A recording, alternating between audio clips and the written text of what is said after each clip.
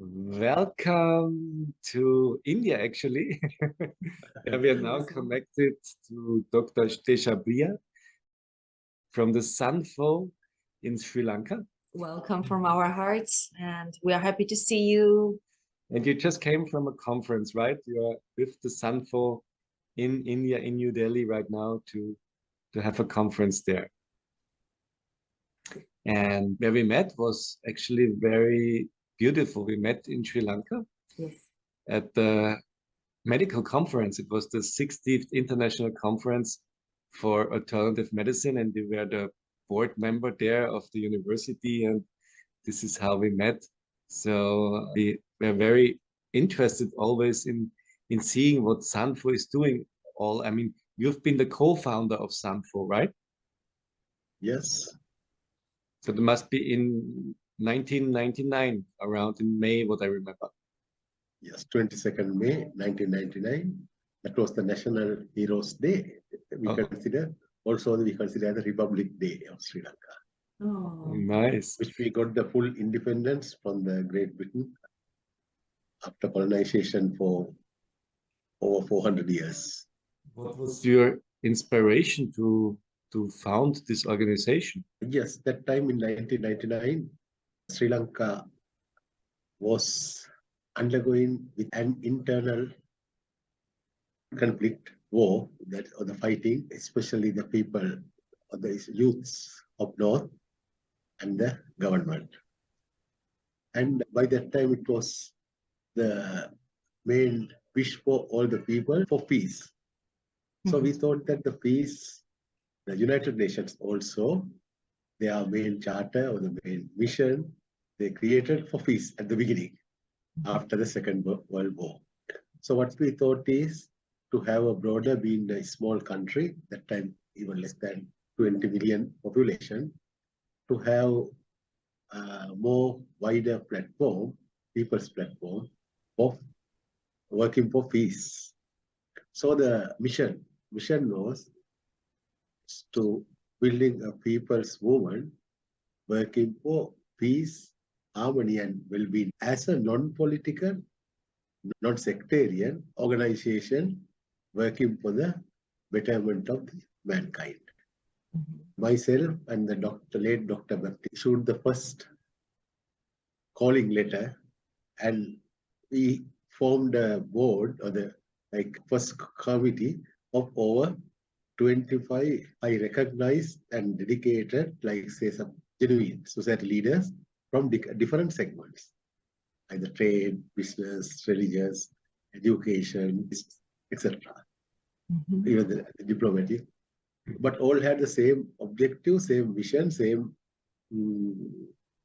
commitment to build a peaceful nation, the peaceful country, or the peaceful society, peaceful world.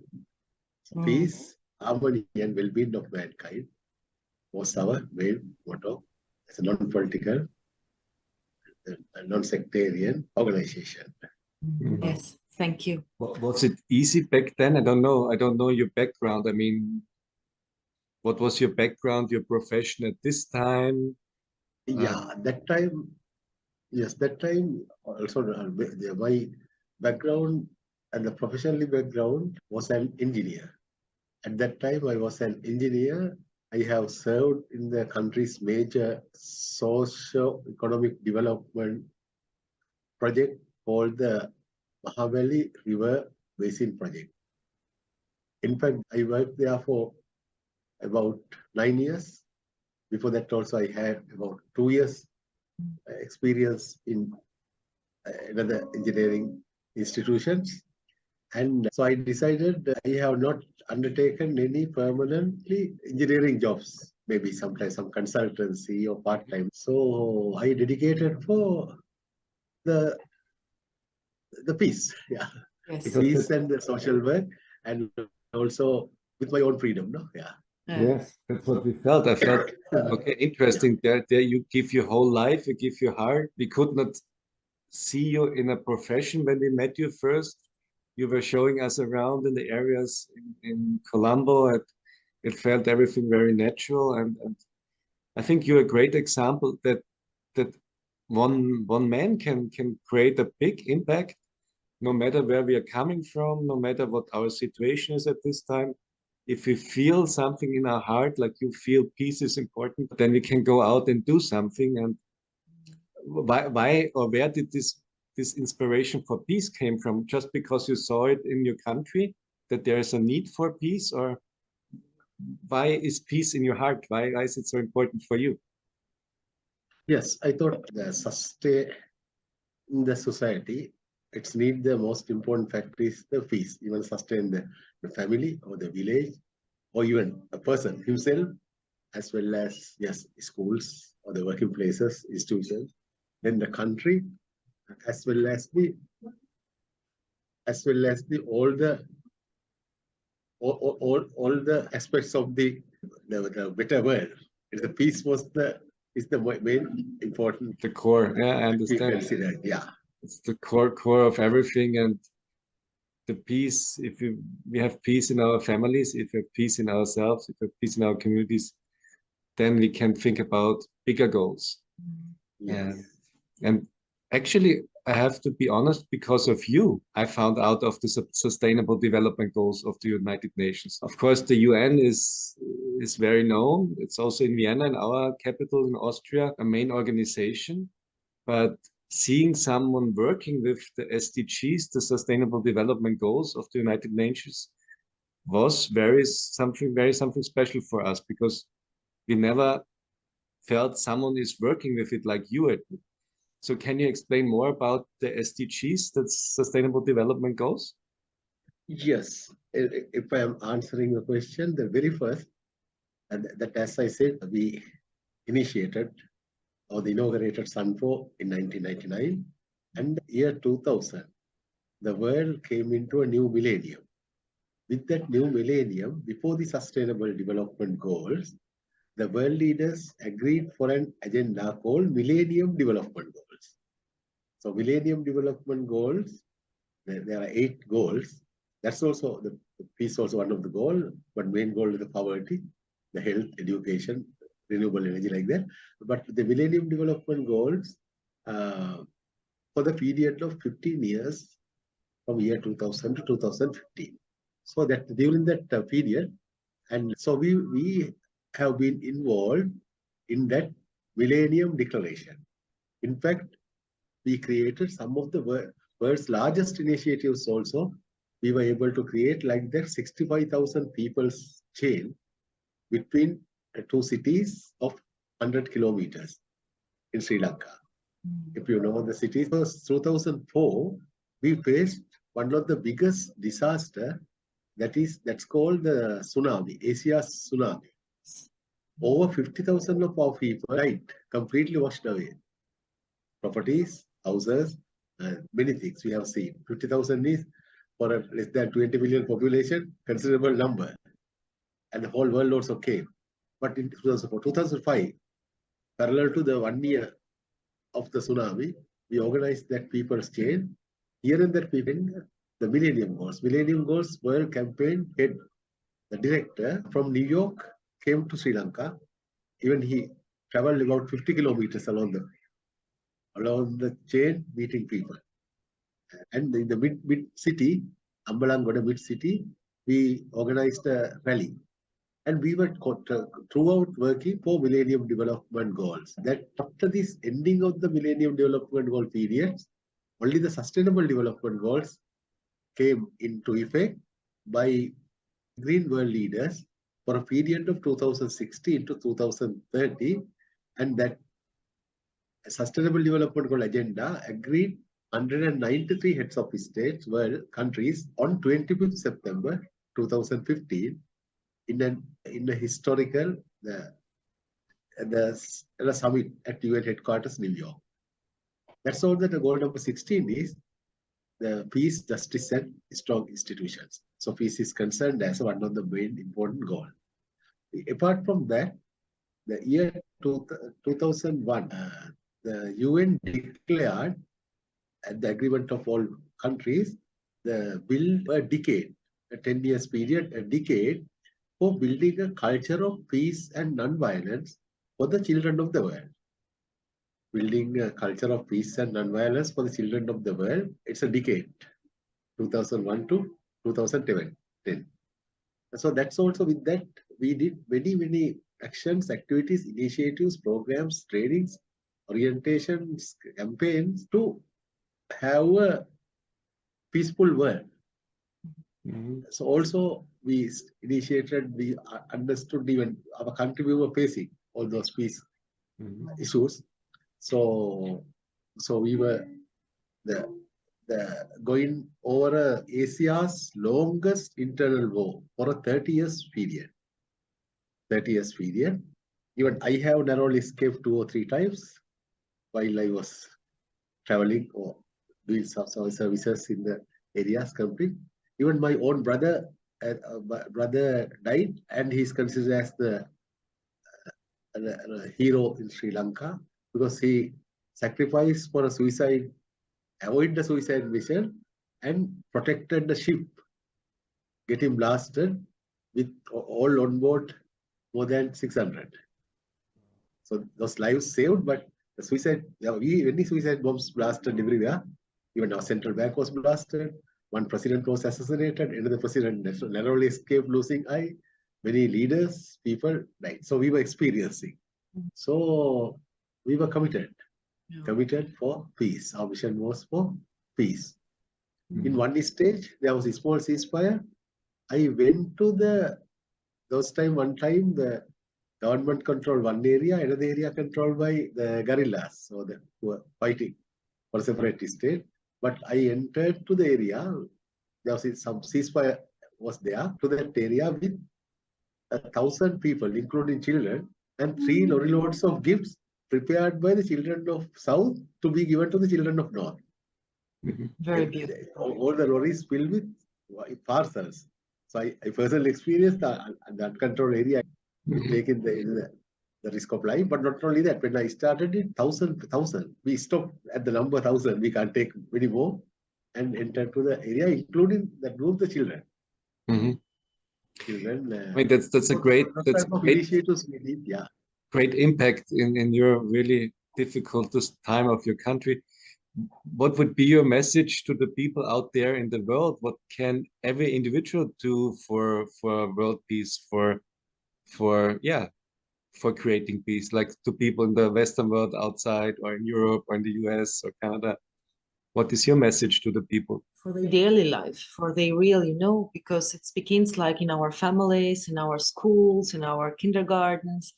And we saw Sri Lanka, and we saw how needed it is, all this kind of bringing peace into their hearts, whatever it happened in the wartime, in tsunami time. But for us, it's really important to know what's for you. What is your message about it?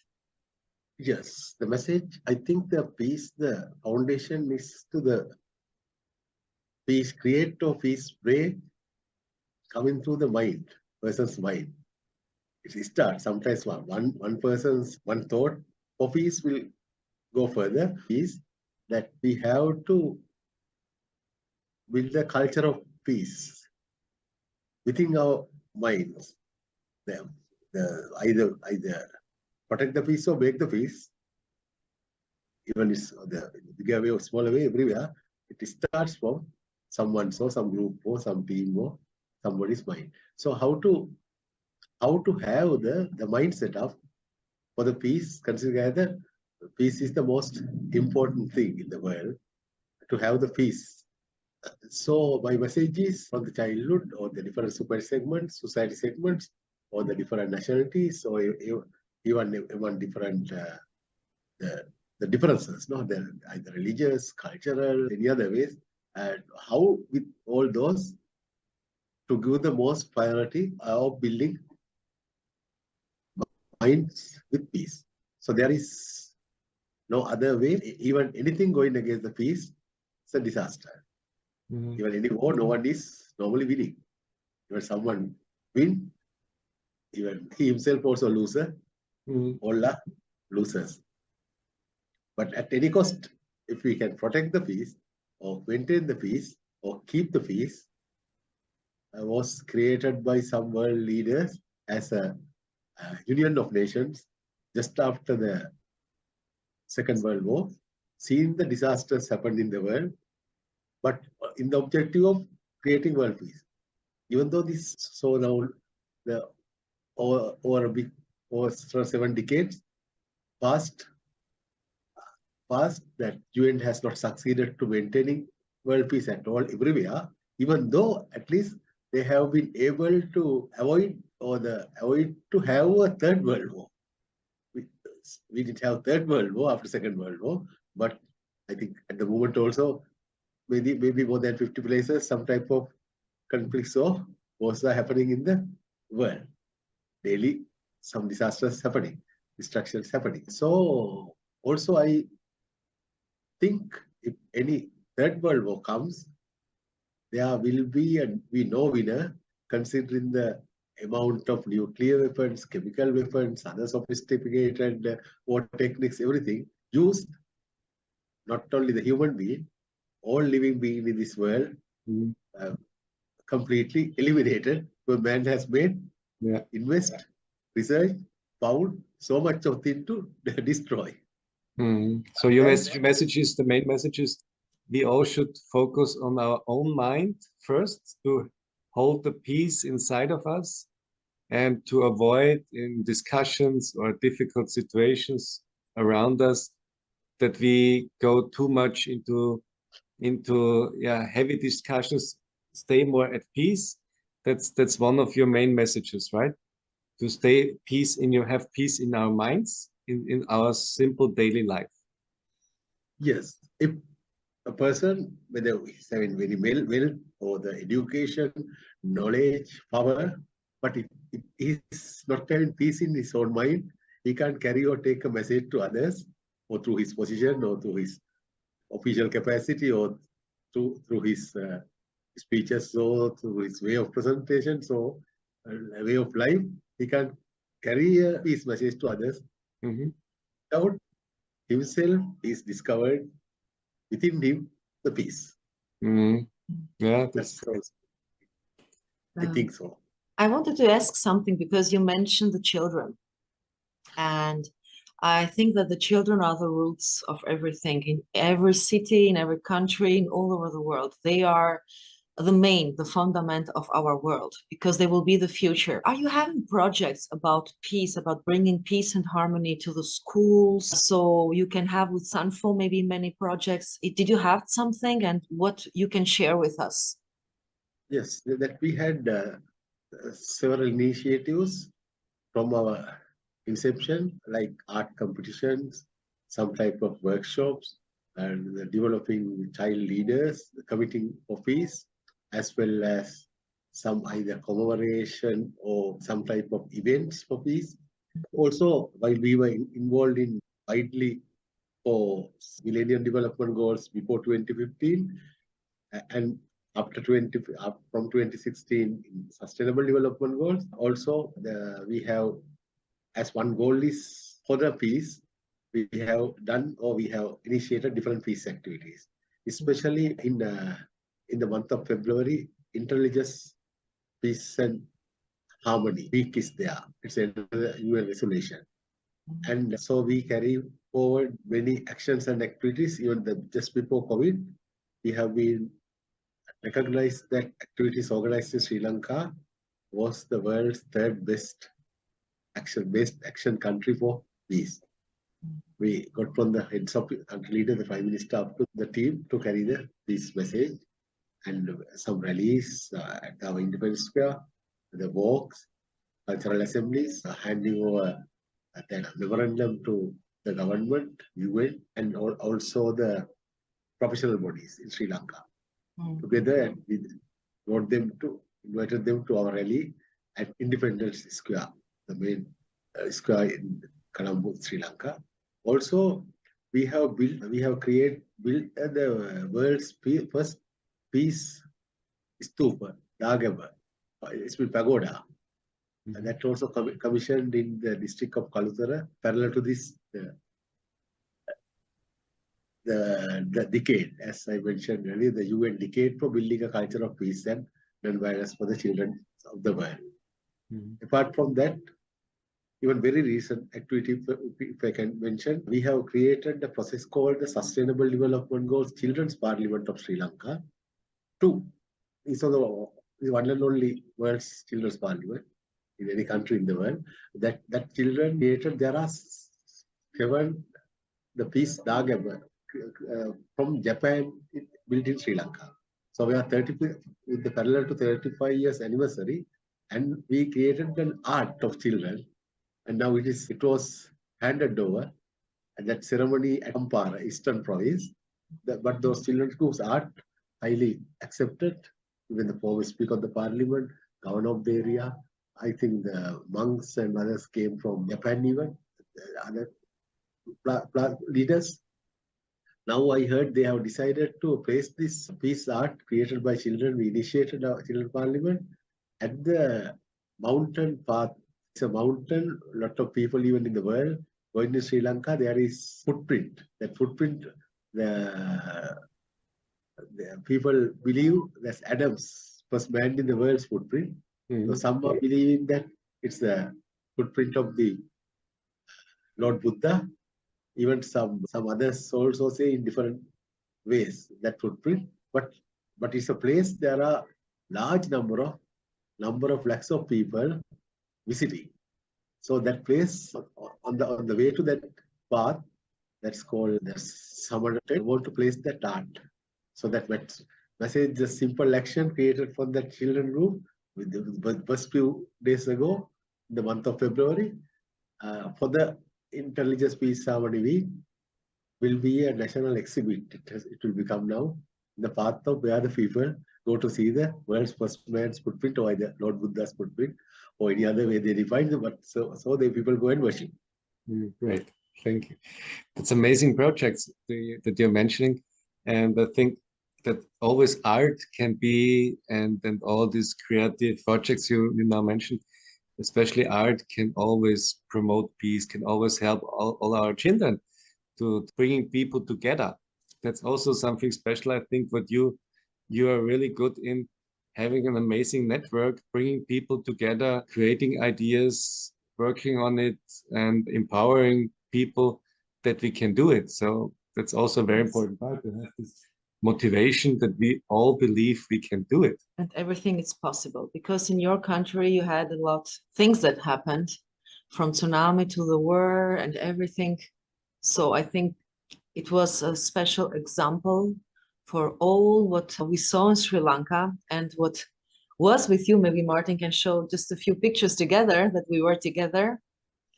And we meet there, I think, at the World Congress of Medicine. And then the journey began with the SUNFO. Yeah, you showed us around, and it was very interesting for us to speak there first, then to see the great work of the university there for complementary medicine, to have the opportunity to speak there, but also to see you first, the first time there, and see how your points are, see your great organization.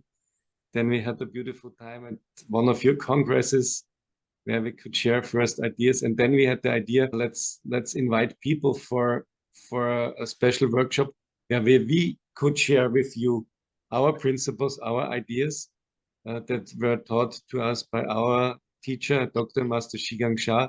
And what was so great for us, we could immediately see how many people are following you. Like, here are people from the health ministry and people working in the health field in Sri Lanka. And they all came because you invited them. And then we found out that these sustainable development goals are really something special, because people like to get into action, actually. And the other part, what we always liked, was the beautiful ceremony at the beginning. With oil lamp, it was very special. Each time we had the ceremony with you.